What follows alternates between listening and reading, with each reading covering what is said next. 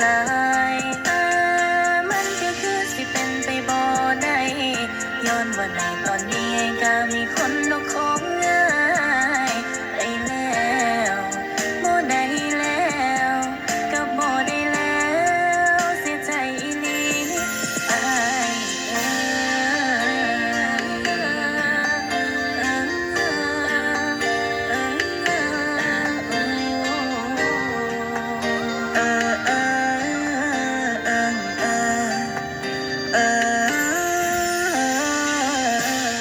ตอนที่มีไอ้เจ้าก็ดันไปเลือกมันเป็นอย่างคือบ่ใส่ใจตอนที่เฮานั้นมีกัน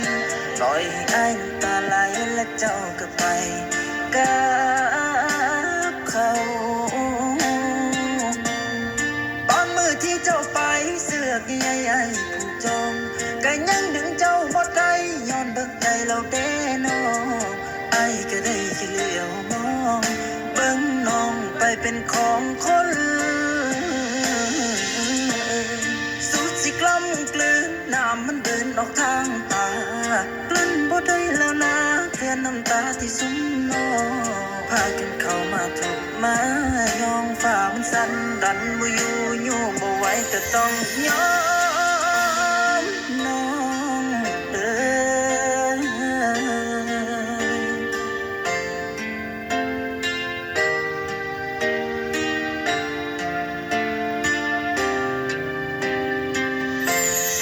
ตอนนั้นเขาเคยฮักแต่ตอนนี้มันแปรผันไปคนที่เขาบอกว่าฮักตอนนี้เขาเฮ็ดให้เสียใจขอโทษไอ้ได้บ่จังว่าสิกลับไปบ่ได้คิดว่าเขาเสียสุดท้ายเขากลับไปมีใหม่ตอนที่เราฮักกันตอนน้องบ่สนบ่เคยแคร์มาเจอเขานั้นทิ่มไปจึงหูว่าอ้ายนั้นฮักแท้น้องกะเจ็บเกือบตายตอนหูว่าอ้ายบ่ได้แค่ขอโทษต่ออ้ายอีกทีตอนน้องบ่ดีเองนี่แหละถึงว่าอ้ายบ่ฮักบ่หวงตัวน้องอีกแล้วในตอนนี้ I need you by my side all the time นะ baby ตอนนี้ตัวอ้ายบ่ฮักแต่น้องยังฮักและพักดีอยากให้อ้ายได้ฮู้จักน้องบ่เคยลืมไม่จากที Everything is fake สิ่งที่เจ้าเว้านั้นมันมีแต่ fake ตอนที่จะไปหัวใจอ้ายมันเจ็บแต่เป็นยังมาตอนนี้